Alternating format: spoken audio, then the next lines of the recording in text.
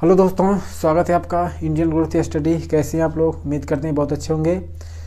चलिए जो है इतिहास को आज हम फिर से पढ़ना शुरू करते हैं। इससे पहले जो है सिंधु घाटी सभ्यता वाला चैप्टर चल रहा था और इसके पहले अब 2 लेक्चर इसका जा भी चुका है। अगर आप इससे पहले 2 भाग का ना देखे हो तो आप उसका कृपया जा करके आप देख सकते हैं, तभी ये आपको अच्छे से बेहतरीन समझ में आएगा। क्योंकि आपको इससे पहले जो सिंधु घाटी सभ्यता वो मानव के अस्तित्व में कैसे आई, फिर जो इसके खोजकर्ता के रूप में कौन कौन अपना योगदान दिया था, फिर हमने आपको बताया था इसका विस्तार कहाँ से कहाँ तक था। तो थोड़ा हम आपको संक्षिप्त और कहीं तो रिकॉल करा देते हैं। जैसे हमने आपको बताया था चार्ल्स मेसन ने सबसे पहले इसकी जानकारी दिया था। फिर जो है बर्टन बंधु महोदय थे, 2 भाई थे, जेम्स बर्टन और विलियम बर्टन। वो दोनों जो है दोनों भाई थे, वो लाहौर से कराची तक जो है रेलवे लाइन बिछा रहे थे। तभी जो है बहुत सारे ईंटों का ढेर प्राप्त हुआ और वो ईंट क्या किए, उसका प्रयोग कर लिए। और ये जो है इसके बारे में मतलब सोचे बात सही से मिल गया तो चलो इसका यूज कर लेते हैं। फिर देखते हैं इसी तरह कनिंघम आते हैं। कनिंघम जो जिसको जो है भारतीय पुरातत्व का जनक माना जाता है, तो उन्होंने क्या किया, इसका सर्वेक्षण कराया तो उन्होंने पता लगा भाई ये बहुत बड़ी सभ्यता है, जिसमें देखा 13 लाख वर्ग किलोमीटर में ये फैली हुई है। फिर जो आगे आते हैं जॉन मार्शल महोदय जो है उनके नेतृत्व में जो है दयाराम साहनी और जो है राखालदास बनर्जी के नेतृत्व में जो है इसका उत्खनन कार्य जो है शुरू होता है। फिर देखते हैं, आपको फिर हमने बताया था इसका विस्तार देखा, सबसे ज़्यादा कहाँ था, सबसे ज़्यादा मेनली तो देखा था और सिंधु घाटी जो नदी थी उसी के आसपास सारे क्षेत्र मिल रहे थे, तो तभी जो है इसका नाम जो है इसी वजह जो है सिंधु घाटी सभ्यता का नाम हुआ। फिर जो हड़प्पा भी कहा जाता है इसको, क्यों?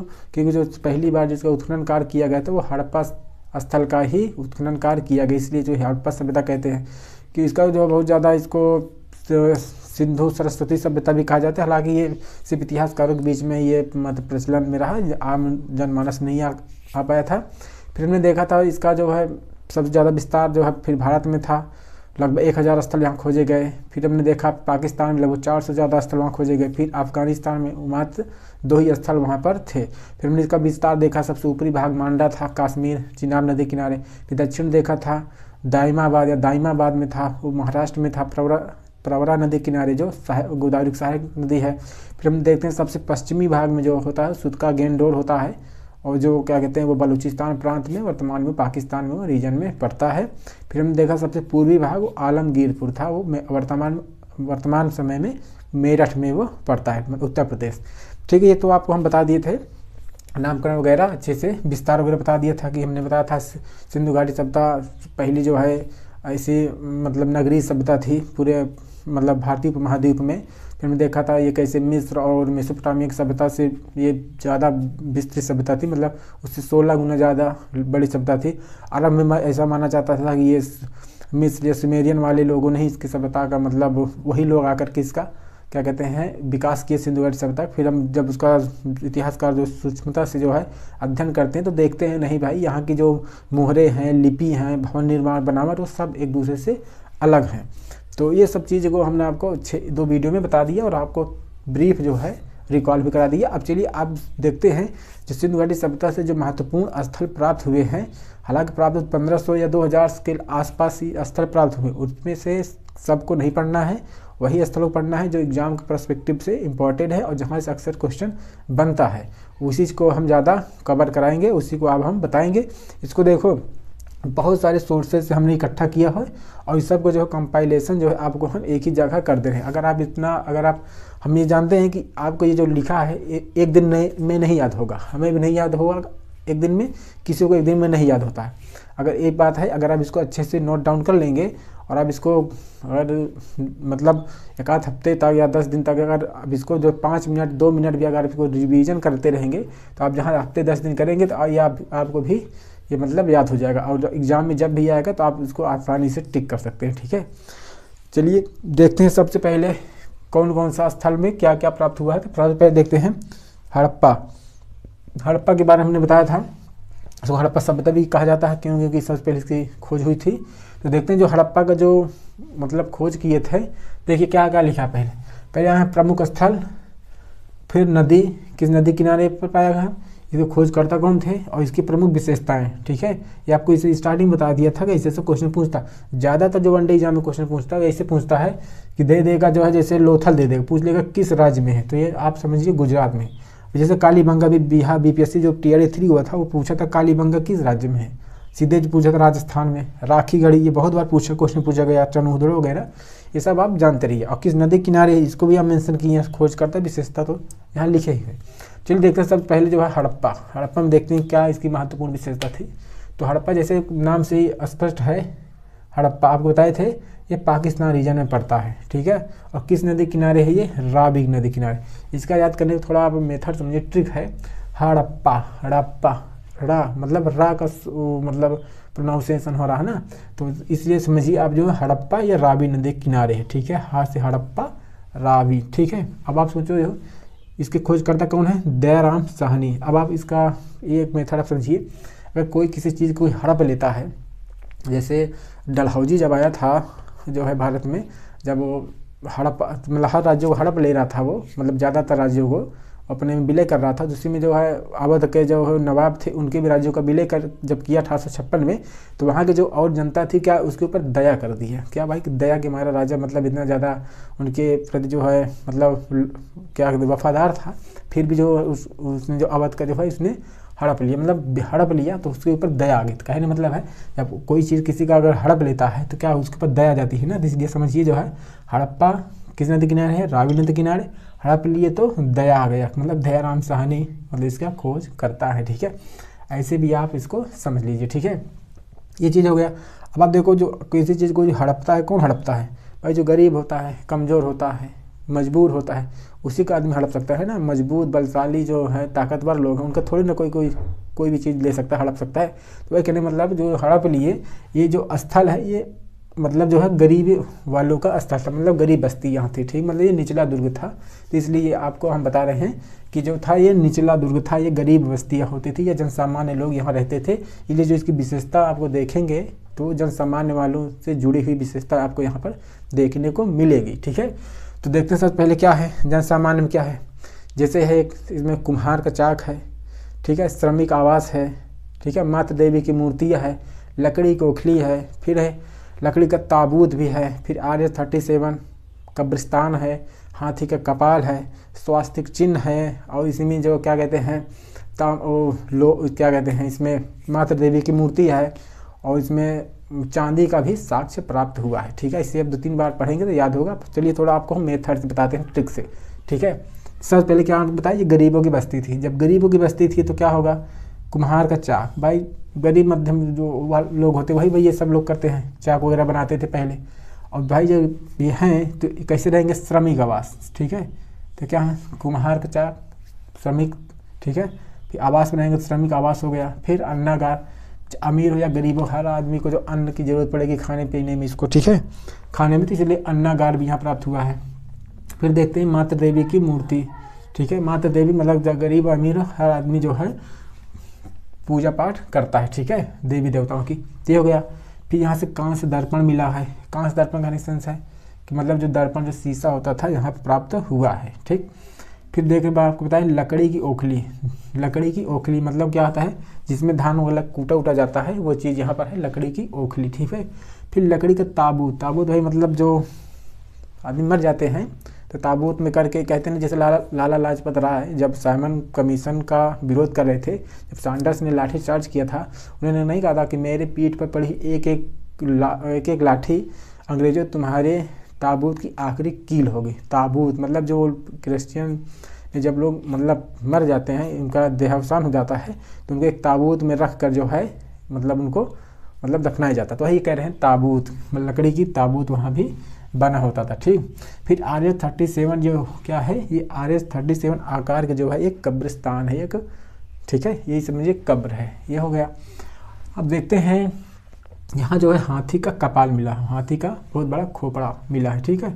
और यहाँ क्या है, स्वास्तिक चिन्ह भी प्राप्त हुआ है, क्या, हाथी का कपाल और स्वास्तिक चिन्ह। देखते हैं हाथी के मस्तक में बहुत सारे जो हाथी पालने वाले होते हैं, देखिए उसके मत्थे पर स्वास्तिक चिन्ह बनवा देते हैं। तो ये समझ लीजिए हाथी का कपाल है तो स्वास्तिक चिन्ह भी उसके माथे पर बना हुआ है, ठीक, ये हो गया।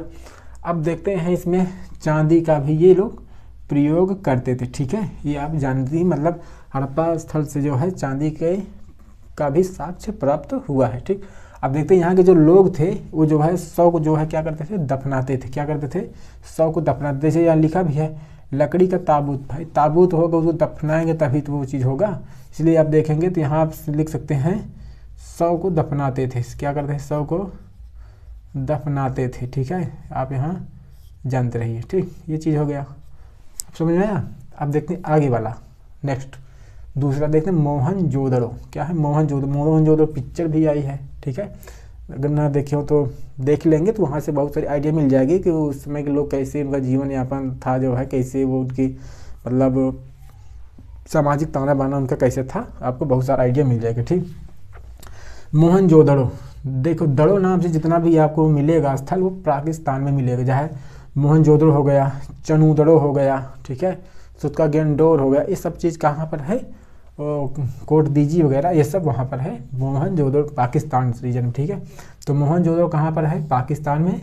कहाँ किस स्थल पे, मतलब लड़काना ज़िला है। ठीक है, लड़काना ज़िला में है और ये माउंट गोमरी जिले में था, लड़काना ज़िला में पड़ता है। ठीक है, और इसका जो प्रांत है वो सिंध प्रांत में पड़ता है। ठीक है, सिंध नहीं भाई, ये तो सिंधु नदी होगा, सॉरी सिंधु नदी के किनारे ये बसा, मतलब मोहनजोदड़ो सिंधु नदी के किनारे है। ठीक, ये हो गया। अब इसका जो खोज करता है इसका नाम है राखाल दास बनर्जी। इसका कंफ्यूज नहीं होना है क्योंकि इसका भी एक मेथड ये है। देखो मोहनजोदड़ो नाम का सबसे बड़ा है, मोहनजोदड़ो नाम बड़ा है, तो इसका भी नाम देख लो राखाल दास बनर्जी, इसका भी नाम बड़ा है, मतलब बड़ा नाम तो बड़ा खोज करता भी है। इसके 1 साल बाद ये खोज की, 1922 में खोज की है। ठीक है, अब देखते हैं भाई बड़े नाम, बड़ा स्थल, बड़े नाम, तो बड़े लोगों का ये स्थल भी रहा होगा। ठीक है, तो वही समझिए बड़े लोगों का स्थल ही ये था। ठीक है, ये कैसे थे, यहाँ अमीर वर्ग के लोग रहते थे और अमीर वर्ग से संबंधित जो उनके मतलब वस्तु होती थी यहाँ से वह प्राप्त हुआ है। जैसे आप देखेंगे उनके घर में जो कुआं मिलेगा, जैसे स्नानागार, जैसे आज भी आप देखते हो जो अमीर वर्ग के लोग होते हैं जैसे अपने घर में ही स्विमिंग पूल वगैरह बनवा लेते हैं, तो वही होता है। अपने देखते हैं बड़ा बड़ा थिएटर बनवा लेते हैं, मतलब पिक्चर वगैरह देखना, सभागार वगैरह बनवा लेते हैं। ठीक है, खूब चौड़ी चौड़ी सड़क पर चलने की, मतलब कि जो गाड़ी वगैरह निकलती है देखते हैं चौड़ी चौड़ी सड़क पर चलती है। ठीक, मस्तक पर क्या तिलक वगैरह लगाते हैं और क्या था, सूती वस्त्र वगैरह पहनते हैं। ठीक है, वो भी पूजा पाठ वगैरह करते हैं, अन्नागार वगैरह का प्रयोग करते हैं। तो वही सब चीज़ें यहाँ भी है। आप थोड़ा देखते थोड़ा बड़े लेवल पे ये चीज़ थी। ठीक है, क्या था आपको बताया ना, क्या था ये बड़े लोग, बड़ा नाम, बड़े लोग खोज करता, तो बड़े लोगों की विशेषता भी होगी, मतलब अमीर वर्ग या पुरोहित वर्ग की ये स्थल था। ठीक है, तो क्या इसमें देखते हैं पुरोहित आवास। ठीक है, पुरोहित आवास है ये। ठीक, पहला मिला है क्या, घर में कुआं मिला है। भाई बताए ना, जब भी बड़े लोगों का है तो घर में ही कुआं मिल जाएगा। जैसे आज भी देखते हैं बहुत लोगों के घर में क्या स्विमिंग पूल होता है या आरओ पानी लगवा लेते हैं ना, क्या कहते हैं आरओ मशीन ना, तो ये समझिए घर में कुआं था। ठीक, फिर देखते हैं विशाल स्नानागार भी यहाँ से प्राप्त हुआ है। क्वेश्चन पूछता है कि सिंधु घाटी सभ्यता में सबसे बड़ा जो है क्या कहते हैं, अगर कोई स्थल वो मतलब कोई इमारत अगर है तो सबसे ज़्यादा वो बड़ा स्नानागार ही वो है। ठीक है, या इसको आप जानते रहिए, सबसे बड़ा स्नानागार था मोहनजोदड़ो का। फिर था अन्नागार, अन्नागार भी होता था, जैसे आज भी वर्तमान समय में देखते हैं कोल्ड स्टोरेज वगैरह होता है जहाँ मतलब जो किसान वगैरह अपना अनाज वगैरह रख देते हैं, डंप करते हैं। उस समय भी ये लोग भी अपना जो है अन्न को वो जब जो बच जाता था उसको भी वो सुरक्षित रखते थे। ठीक है, उसको क्या कहा जाता था, उसको अन्नागार। ठीक, बताए ना ये लोग अमीर वर्ग थे तो ये कैसे वस्त्र पहनेंगे, सूती वस्त्र पहने देंगे। ठीक है, इसलिए पूछता है कि सिंधु घाटी सभ्यता में जो है सूती वस्त्र का जो है मतलब कपास का भी मतलब यहाँ से साक्ष्य मिलता है। इसीलिए जो है कपास को जो इसी को सिंडन भी कहा जाता है। ठीक है, इसी को हिंडन या सिंडन। ठीक, इसको समझिए सूती वस्त्र हो गया। और यहाँ देखते हैं स्वास्तिक चिन्ह आपको बनाए हैं। ठीक है, तो यहाँ पे जो है सर्वाधिक मात्रा में स्वास्तिक चिन्ह का प्रयोग मतलब मिला हुआ। ठीक है, स्वास्तिक चिन्ह सब ज़्यादा यहीं पर इसका मिला है। ठीक भाई, अगर पुरोहित लोग हैं सब ज़्यादा मानी सी बात है कि ज़्यादा प्रयोग वही लोग करेंगे। ठीक है, अब देखते हैं चौड़ी सड़क, जब अब बड़े लोग हैं तो चौड़ी चौड़ी सड़क पर होंगे ही। ठीक है, समझिए। ठीक है, सभागार हो गया, तो बड़े बड़े लोग क्या करते हैं अपने सभा करने के लिए देखते हैं कि वो बहुत सारा चीज़ बनाए रखते हैं। ठीक, अब देखते हैं पशुपति शिव, पशुपति शिव की भी यहाँ मतलब इनको मिला हुआ आकृति प्रतिमा मूर्ति। ठीक है, ये हो गया। कांस की नर्तकी, भाई जो अमीर लोग होते हैं नर्तक उर्तक देखने में बहुत शौक होते हैं, समझ लीजिए कांस की नर्तकी वाला देख रहे हैं, अगर आप नर्तकी देखेंगे तो फ्री में तो देखेंगे नहीं, तो तांबे का ढेर देना पड़ेगा, मतलब तांबे का पैसा वगैरह समझ सकते हैं, ठीक है। तो तांबे का ढेर भी यहाँ प्राप्त हुआ है। फिर महाविद्यालय भी यहाँ प्राप्त हुआ है। महाविद्यालय का अलग नाम तो नहीं था, लेकिन ऐसा ही उसका वो मतलब जो बनावट है वो महाविद्यालय जैसा ही वो लगता है, ठीक है। ये चीज़ हो गया। अब देखते हैं एक श्रृंगी पशु की मुद्रा। एक श्रृंगी पशु की मुद्राएं, देखिए पूरी सिंधु घाटी सभ्यता में सबसे ज़्यादा जो मुहरे प्राप्त हुए हैं वो एक श्रृंगी पशु वाली जो मुद्रा है वही प्राप्त हुआ है, वही, ठीक है। तो यही चीज़ इसमें कहा है, एक श्रृंगी पशु की मुद्राएं प्राप्त हुई है। अब देखते हैं यहाँ शतरंज की गोलियां भी प्राप्त हुई हैं, ठीक है। तो देख रहे हैं इन लोग कितने एडवांस थे, शतरंज वगैरह हुई, ये सब लोग अपना विकास कर लिए थे, ठीक है। फिर देखते हैं आगे क्या है, कांसे की नग्न मूर्तियाँ, ठीक है, कांसे की नग्न मूर्तियाँ भी यहाँ है। फिर एक है दाढ़ी वाले साधु, ठीक है। इससे पहले वीडियो में जो हम थंबनेल लगाए हैं उस दाढ़ी वाले साधु वही हैं, दाढ़ी वाले साधु बाबा, ठीक। फिर देखेंगे कुम्हार की 6 भट्ठी, ये 6 भट्ठी यहाँ से प्राप्त हुआ है, ठीक। समझ में आया।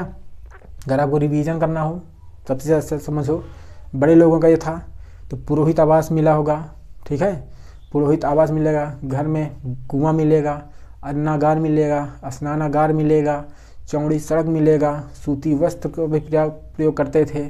फिर पशुपति शिव की मूर्तियाँ, कांसे की नग्न मूर्तियाँ। फिर आपने देखा जो है क्या तांबे का ढेर प्राप्त हुआ है। फिर दाढ़ी वाले साधु बाबा की भी आकृति मतलब मिली हुई है। तो ये सब चीज़ आप मतलब 1-2 बार इसे रिवीजन करेंगे तो आपको भी ऐसा याद होता चला जाएगा, ठीक है। ये चीज़ हो गया, बाकी ये आप जानते रहिए, 1-2 बार पढ़ेंगे तो सब जान जाएंगे जो आप बच रहा, ठीक। अब चलिए आगे देखते हैं इसका तीसरा क्या है भैया। तीसरा इसका लोथल, ये मोस्ट इम्पॉर्टेंट है क्योंकि यहाँ से क्वेश्चन लगभग जो है बनता ही है, ठीक है। लोथल कहाँ है आप समझिए, गुजरात में है, समझिए क्या है ये, गुजरात में ये पड़ता है, ठीक है। कौन सा गुजरात, मोदी जी वाला गुजरात, ठीक। ये गुजरात में ये प्रांत पड़ता है। कहाँ पे जो है, अहमदाबाद जो डिस्ट्रिक्ट है वहाँ पर पड़ता है। अब इसके जो खोज करता है, मतलब इसका जो किस नदी किनारे, भोगवा नदी, इसका भी याद करने का अच्छी ट्रिक है। गुजरात लोथ से लोथल है, ओ की मात्रा, यहाँ भोगवा नदी किनारे आप समझ लीजिए। ऐसे कुछ मेथड बनाए रखेंगे ना तो आपको हमेशा वो याद रखेगा, कभी भूल भी जाएंगे तो आपको रिलेट कर ले जाएंगे, ठीक, कभी न कभी, ठीक है। ये चीज़ हो गया। इसके जो खोज करता है कौन था वो, रंगनाथ राव, ठीक है, रंगनाथ राव, ठीक है। इसके जो खोज करता थे रंगनाथ राव, रंगनाथ राव, इन्होंने कब खोजा, 1957 में खोजा, ठीक है। अब देखते हैं इसकी क्या क्या विशेषता थी। आपको इससे पहले वाले हमने बता दिया था, ये जो लोथल था ये कैसा था, पत्तन था, ये बंदरगाह था, ठीक है। इसी को गोदीबाड़ा भी कहा जाता था। यहाँ से जो है क्या कहते हैं, जो विदेशी व्यापार होता था, जैसे फारस हो गया, ईरान हो गया, मध्य एशिया से हो गया, तो यहाँ से जो है व्यापार के यहाँ पर्याप्त रूप में साक्ष्य मिलते हैं। इसी क्रम में देखेंगे जो है व्यापारिक जो विदेशी मुद्राएं हैं ये भी यहाँ प्राप्त हुई है। जैसे सुमेरियन की जो मतलब मेसोपोटामिया की जो सभ्यता की जो मुद्रा होती थी, या मिस्र के जो सब मुद्राएं होती थी वो भी यहाँ से प्राप्त हुआ। यहीं से देखें कि जो है क्या विदेशों जो घोड़े होते थे उनकी भी आकृति, मतलब वो भी इनका प्रमाण यहाँ साक्ष्य मिलता है। फिर आप देखेंगे इसी में जो है एक युगल, तीन जो है लोगों की जो कब्रिस्तान एक ही में कब्र में है, ठीक है, मतलब 3 लोगों को एक ही में रखा गया, युगल, इसे कहते हैं युगल समाधान, जिससे प्राप्त होता है यहाँ सती प्रथा भी प्रचलित रही होगी, ठीक है। तो चलिए देखते हैं इसमें इसका मेन विशेषता क्या है। आप बताए हम लोथल में क्या है, गोदीबाड़ा, गोदीबाड़ा का मतलब होता है जहाज बनाने का स्थान, जो जहाँ जहाज बनता है उसी को कहते हैं, ठीक है, पानी वाला, उसी को कहते हैं गोदीबाड़ा या पत्तन, ठीक है, बंदरगाह या ठीक पोर्ट, आज के समय में समझिए, ठीक है। अब देखते हैं यहाँ चावल के भी साक्ष्य प्राप्त हुए हैं, ठीक। अगला देखते हैं अग्निकुंड, अग्निकुंड भी यहाँ मिला हुआ है। फिर आप देखेंगे हाथी दांत भी मिला हुआ है। भाई ये बंदरगाह स्थल था तो विदेशों देशों हर जगह से हाथी दांत वगैरह का यहाँ साक्ष्य मिला है, ठीक।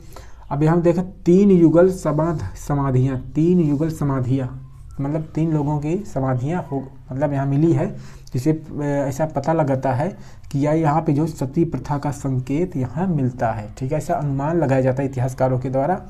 अब देखते हैं क्या आगे है, घोड़े की मिड मूर्तियाँ मतलब मिट्टी की मूर्तियाँ जो है यहाँ पर घोड़े की मिली हुई हैं, ठीक है, ये चीज़ हो गया।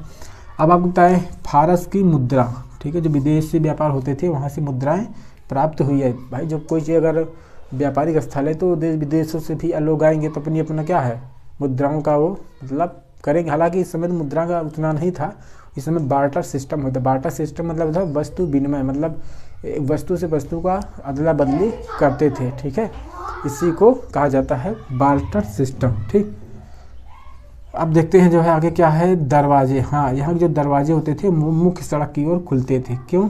क्योंकि ये बंदरगाह स्थल था तो सारे व्यापारिक महत्वपूर्ण स्थल रोड के सामने होते थे, इसलिए जो है रोड के मुख्य मतलब रोड के मेन रोड के सामने दरवाजे खुलते थे। ठीक है, अब देखते हैं मनका या मिट्टी के घड़े बनाने के कारखाना भी यहाँ था, मनका या कारखाना। ठीक, अब देखते हैं यहाँ धान की कृषि भी यहाँ होती थी, वही चावल की या इसकी भी कृषि के साक्ष्य प्राप्त होते हैं। ठीक, ये हो गया। अब देखते हैं इसके आगे जो है नेक्स्ट वाला देखते हैं कालीबंगा।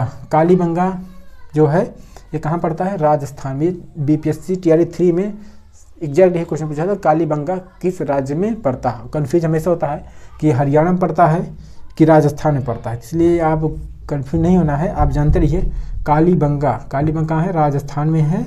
कहाँ पर है, हनुमानगढ़ जिला जो है वहाँ पर ये है। ठीक है, और कालीबंगा का जो अर्थ होता है मतलब होता है इसका काली मिट्टी की चूड़ियाँ, काली मिट्टी की चूड़ियाँ इसका अर्थ होता है। तो कई बार नेट वगैरह में टीजीटी में पीजीटी में बहुत बारी क्वेश्चन पूछा गया। ठीक है, कालीबंगा का अर्थ क्या है। ठीक, ये देखते हैं किस नदी किनारे है, ये घग्गर नदी के किनारे है, जो कि इसका पहले नाम क्या था, सरस्वती नदी। ठीक है, अब देखते हैं इसकी जो खोजकर्ता थे, इसको जो जानकारी देने वाले थे अमलानंद घोष थे। ठीक है, अमलानंद घोष ये थे। ठीक है, अब देखते हैं यहाँ पे क्या क्या विशेषता है, इसमें भी विशेषता वही है कि यहाँ पर जुते हुए खेत मिले हैं, अग्नि के कुंड मिले हुए हैं। इसमें क्या कहते हैं हाँ देखते हैं क्या है, इसमें क्या है, जुते हुए खेत का साक्ष्य मिला है। ठीक है, ये पीछे में क्वेश्चन कई बार बना है। ठीक है, जुते हुए खेत के साक्ष्य कहाँ से प्राप्त हुए हैं। दूसरा अगला क्या है, अग्नि के हवन कुंड भी कहाँ से मिले हुए हैं। दूसरे देखते चूड़ियाँ भी यहाँ से प्राप्त हुई। भूकंप का साक्ष्य, ये भी टीजीटी पीजीटी में भी क्वेश्चन बना है, भूकंप के साक्ष्य सिंधु घाटी सभ्यता में कहाँ से प्राप्त होते हैं। ठीक है, ये है। फिर है अलंकृत ईंट, अलंकृत ईंटों का भी यहाँ प्रयोग मतलब यहाँ से मिला हुआ है। देखते हैं हल का भी यहाँ साक्ष्य प्राप्त हुआ है। ठीक, ये हो गया कालीबंगा। अब देखते हैं आगे वाला क्या है, इसका आगे वाला है राखी गढ़ी।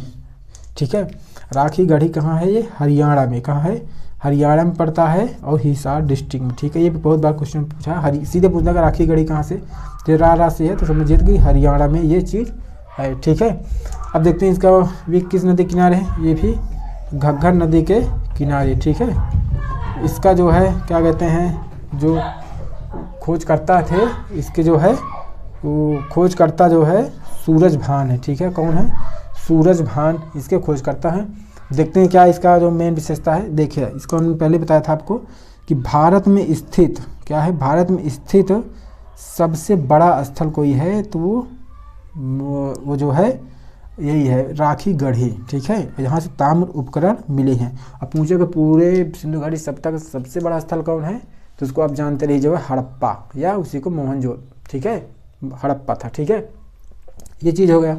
अब देखते हैं आगे क्या है इसका, चनहूदड़ो। क्या है, चनहूदड़ो। ठीक है, ये कहाँ पर है, हमने बताया ना दड़ो नाम से जो चीज़ रही वो सब पाकिस्तान में है। ठीक है, तो ये जो है पाकिस्तान में सिंध प्रांत में ये पड़ता है। ठीक है, सिंध प्रांत में ये है। ठीक है, ये हो गया।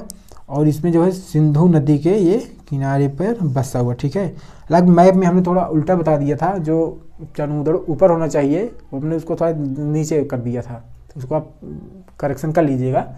तो ये हो गया पाकिस्तान, पाक सिंध में होता था, बाकी सिंधु नदी के किनारे बसा था। इसके जो खोज करता थे कौन थे, अर्नेस्ट मैके या मजूमदार। ठीक है, अर्नेस्ट मैके या मजूमदार ने इसकी खोज किया था। अगर इसका भी आप जानना चाहें तो यहाँ मात्रा समझो, जैसे चनहूदड़ो जी है तो यहाँ पे मजूमदार है, मतलब बड़ा मात्रा से आप समझ सकते। ठीक है, ऐसे यही मेथड होता है। कोई अलग से अगर ट्रिक ईजाद कर दे तो फिर दिमाग में अलग से प्रेशर होगा कि पहले ट्रिक को याद करने का मतलब झंझट होगा, फिर उसके बाद उसको रिलेट कराओ, उसका भी अलग होगा प्रेशर। इसलिए आप समझो कि जो चनहूदड़ो को जो खोज करता थे अर्नेस्ट मैके और मजूमदार जी थे। ठीक है, अब देखते हैं यहाँ क्या क्या मिला हुआ है। तो यहाँ से देखते हैं ये जो है क्या कहते हैं, ये जो है मेनली देखा जाए तो ये इंडस्ट्रियल एरिया ये भी था। ये यहाँ पे जो है क्या कहते हैं, जो ये कॉस्मेटिक क्या कहते हैं, जो जो क्या है, जो सौंदर्य प्रसाधन का जो केंद्र होता है, जो कंपनी होती है, वही मतलब था। और उद्योग क्या कहते हैं इसको, हाँ इसमें आप देखिए जो है इसमें आएगा, हाँ मेकअप सामग्री का ये उद्योग था, ठीक है। मेकअप, अभी समझ लीजिए मेकअप से रिलेटेड क्या क्या आता है, आप इतना समझो।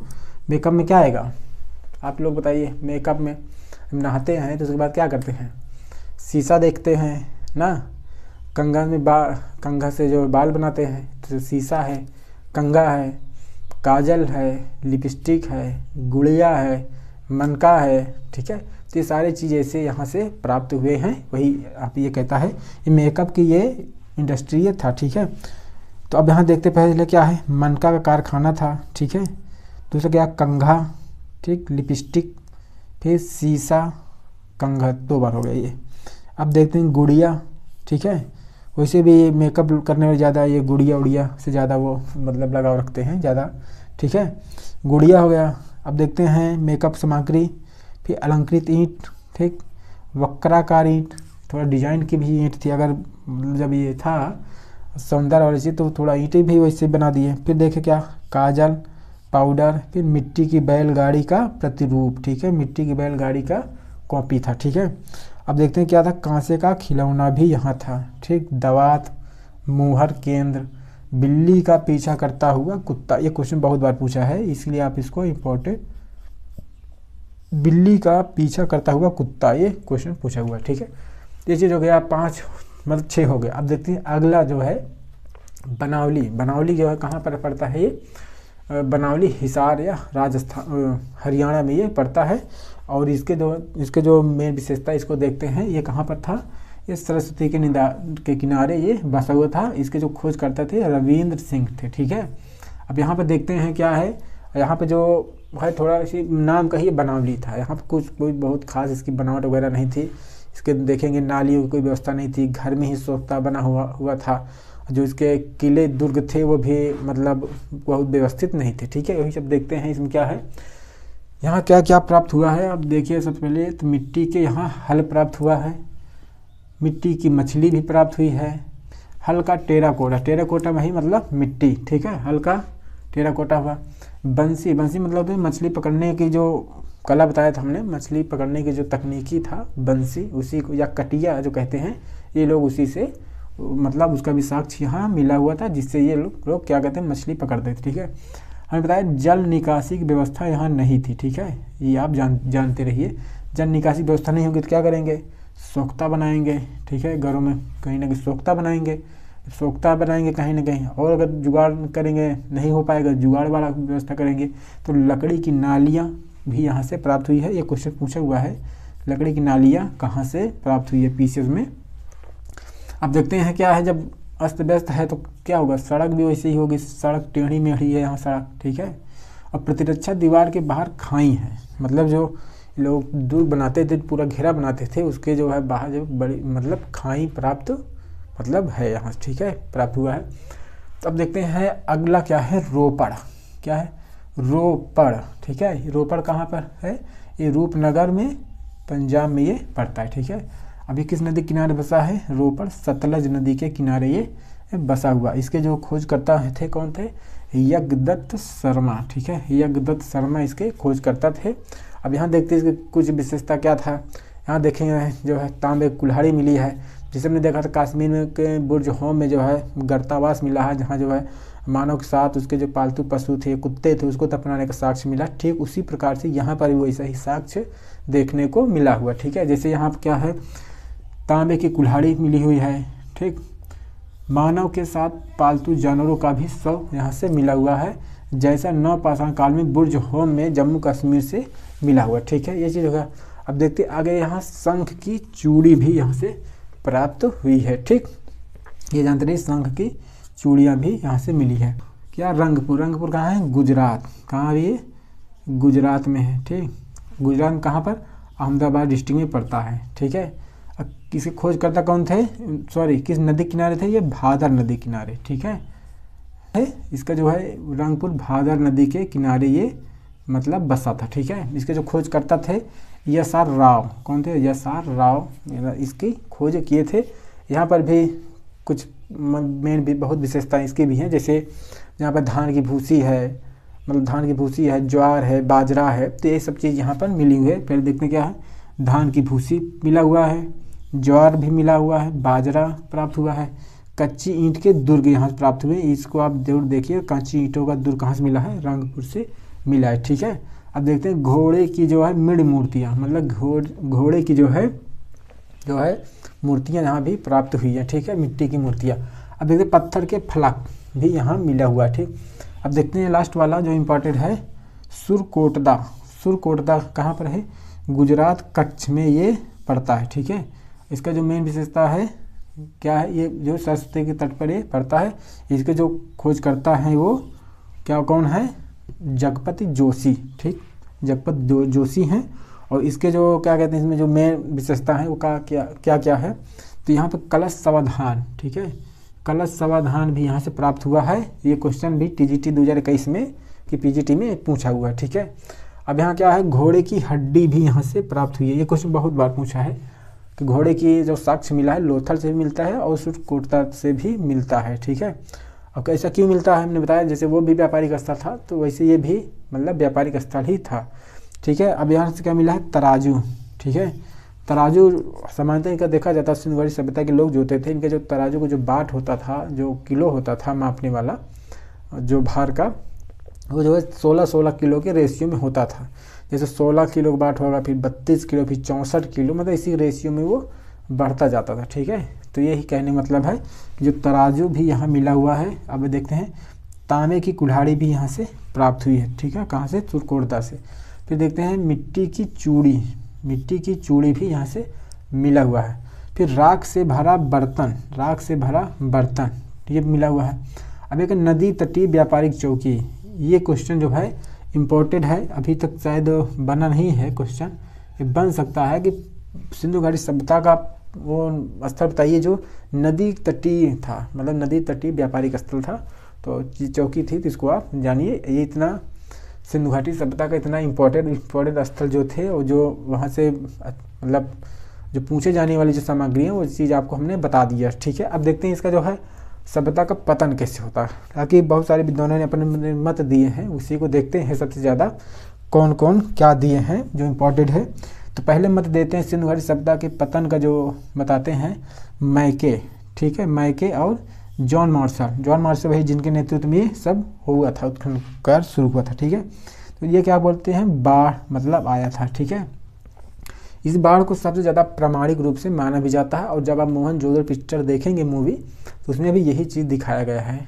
ठीक है, कि वहाँ पर जो है बाढ़ आया था, जब बाढ़ आया तो वहाँ के जो बाढ़ से जो है जो वहाँ की जो नहरें थी, उस नहरों में क्या है, बालू भर गया था। जो निचले स्तर के जो लोग थे क्या किए थे, उसी में वो सब लोग बह गए या डूब गए, या उनका सब अस्त व्यस्त हो गया, घर पूरा परिवार वगैरह, तो पूरी बस्तियां जब बह गई तो वो लोग क्या करें, वहाँ से पलायन कर गए। ऐसा ही लोगों का मानना यहाँ पर है। ठीक है, हालांकि इसमें बहुत ज़्यादा प्रमाणिक नहीं मिलता। अगर ये लोग वहाँ से पलायन कर गए जो है, तो फिर जो है क्या कहते हैं, ये वैदिक सभ्यता शुरू हो जाती है। तो अगर ये होता है कि अगर ये लोग पहले अगर पक्के घरों में रह रहे हैं, अच्छे शहरों वाली व्यवस्था में रह रहे थे, फिर कैसे झुग्गी झोपड़ी में जाकर फिर ये रहने लगे। ठीक है, इसलिए भी अब समझिए जो ज़्यादा प्रमाणिक माना जाता है वही चीज़ है। बाकी जानते ही हैं कि इतिहास में कोई भी चीज़ होता है बिना तथ्य के, बिना सत्यता के, बिना प्रमाण के उसको इतिहास नहीं माना जाता, नहीं तो क्या हो जाएगा, वो कल्पना हो जाती है। ठीक है, तो बस ठीक है, ये चीज़ हो गया। तो सब ज़्यादा प्रमाणिक इसी को माना जाता है। ठीक है, आप यही मानिएगा। ठीक है, हालांकि क्वेश्चन कभी देगा तो इससे पूछता है कि देगा कि कौन कौन इतिहासकार थे, उन्होंने क्या क्या रीजन बोला है, उन्हीं के अकॉर्डिंग सजाने को देता, मतलब मिलान करने। ठीक है, तो देखते हैं मैके और जॉन मार्शल ने कहा बाढ़ के कारण जो सिंधु घाटी सभ्यता का पतन हुआ। देखते हैं चाइल्ड, ठीक है, और मार्टिमर व्हीलर, ये कहते हैं भाई बाह्य आक्रमण हुआ था। ठीक है, बाह्य आक्रमण, विदेशी आक्रमण हुआ था, उसी से ये खत्म हुआ। अब देखते हैं फेयर सर्विस कहते हैं पारिस्थितिकी असंतुलन हुआ, मतलब क्लाइमेट चेंज हो गया, या उसी से ये लोग जो है सर्वाइव नहीं कर पाए और इन लोगों का समापन हो गया। ठीक है, तो इस तरह देख लीजिए जो है सिंधु घाटी सभ्यता जो इम्पोर्टेंट जो स्थल थे, खोजकर्ता थे, किस नदी किनारे है, और वहाँ से मिलने वाली जो मेन जो वस्तु थी उसके बारे में हम आपको पढ़ा। अब इसके बाद हम देखेंगे इनकी सामाजिक, आर्थिक, राजनीतिक बनावट, एक वीडियो शायद और होगा। इसके बाद फिर हम सीधे फिर इसको समाप्त करेंगे, फिर अगला जो है वैदिक सभ्यता शुरू करेंगे इसके बाद, ठीक है। चलिए, उम्मीद करते हैं आपको ये क्लास अच्छी लगी होगी, पसंद आए तो लाइक, सब्सक्राइब, शेयर करना मत भूलिएगा। चलिए, इसी के साथ जो है आप अब अगली क्लास में मिलते हैं, तब तक के लिए जय हिंद, नमस्कार।